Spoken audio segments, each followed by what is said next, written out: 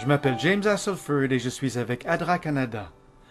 Lorsque les gens entendent le mot ADRA, ils pensent habituellement à des projets de développement communautaire ou aux actions en cas de catastrophe au Kenya, au Cambodge ou en Mongolie.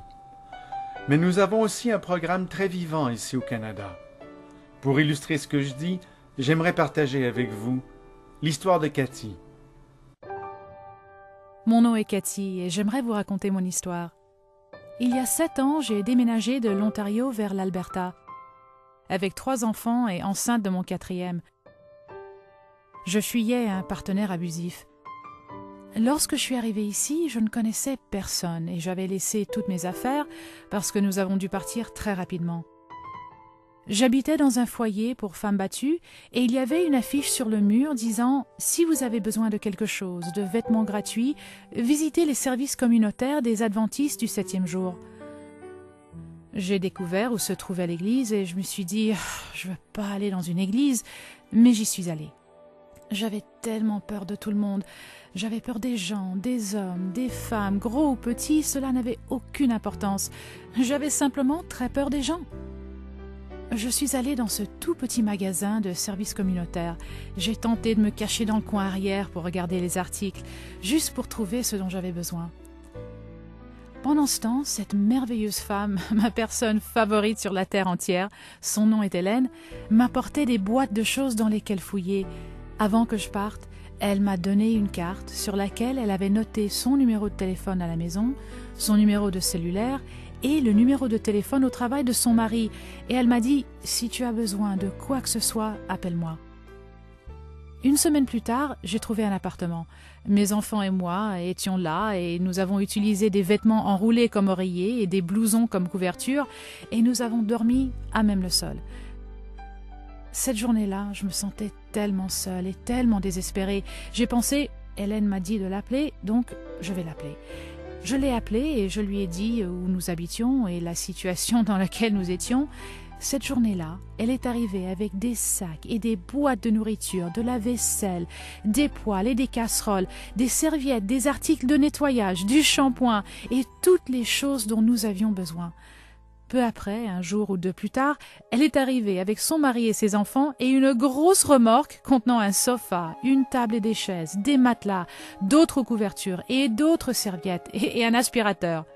Je me suis dit, ces gens sont vraiment bizarres, il doit y avoir une attrape quelque part. Hélène venait me visiter et j'étais tellement épuisée et elle me disait « Laisse-moi prendre les enfants pour la soirée, je vais leur donner à manger et je les ramènerai plus tard ». J'ai accepté quelquefois, puis elle a commencé à venir le samedi matin. Elle emmenait les enfants, mais pas pour quelques heures, pour toute la journée. Elle était toujours là lorsque j'avais besoin de quelque chose pour les enfants. Je les amenais chez le médecin tard le soir, je l'appelais à 22h30 et lui disais « Ça ne va pas, nous devons aller à l'hôpital ». Elle venait chercher les autres enfants et s'en occupait pour moi. Lorsque je suis arrivée là, j'étais enceinte de 5 mois. Cette femme est devenue si proche de moi, sur une base presque quotidienne, qu'à la fin de ma grossesse, elle est devenue ma monitrice d'accouchement. Elle était tout simplement merveilleuse. Dès la première semaine où je l'ai rencontrée, elle a commencé à m'inviter chez elle et elle nous offrait des repas les plus délicieux, tous végétariens. Je n'en savais pas beaucoup à ce sujet et je croyais qu'il s'agissait surtout d'une mode à la Californie. Elle nous donnait des fruits et des légumes et les présentait à la perfection. Elle nous donnait du tofu et du soja, et je croyais que ce ne serait pas bon, mais la nourriture était délicieuse. Lorsque le bébé est né, elle était en santé, tellement en santé, la plus en santé de tous mes enfants. Tous mes enfants se sont épanouis. Ils sont tous en bonne santé, ils sont heureux, sociables et intelligents. Ils apprennent et ils ont une détermination que je n'avais pas vue depuis des années. Il y a 3 mois, j'étais ici dans ce même camp, et je ne pouvais pas m'asseoir à cause de la blessure au dos que mon ex-partenaire m'avait infligée. Après m'être assise pendant quelques heures seulement à écouter le programme, je me suis levée et je marchais avec une canne. Je pouvais à peine marcher, je ne pouvais pas fonctionner. Mon docteur m'avait informé avant ma chirurgie de m'attendre à retrouver environ 50% de la sensation que j'avais perdue dans ma jambe. De m'attendre à retrouver de la force au fil du temps et que la douleur diminuerait aussi à la longue à cause de l'atteinte nerveuse. Me voici, juste un peu plus de 3 mois plus tard. Je suis ici à nouveau et je peux marcher. Je n'ai pas de douleur. J'ai retrouvé toute ma sensation. Je songe même à participer à une course le mois prochain en appui du cancer. Je ne pense pas que je vais courir, mais maintenant je peux marcher 3 kilomètres. Et il y a 3 mois, je ne pouvais même pas marcher 1 kilomètre. Les programmes auxquels nous avons participé et que nous avons appréciés, la cuisine végétarienne, l'exercice, cheap, sont tout simplement exceptionnels.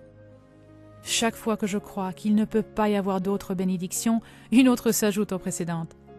J'ai demandé à Hélène, environ 1 an et demi après l'avoir rencontrée, je lui ai dit « Je ne pourrai jamais rien faire pour te rembourser. Tu en as tellement fait pour ma famille. Comment pourrais-je te rembourser ?» Elle m'a dit « Je ne veux pas que tu me rembourses, mais si tu veux faire quelque chose en retour pour ce que j'ai fait pour toi, prends ce que j'ai fait pour toi et fais-le pour une autre famille, lorsque tu seras en position de le faire. » Et c'est ce que je fais. Cette famille est tellement proche de mon cœur. Elle est l'une de mes meilleures amies.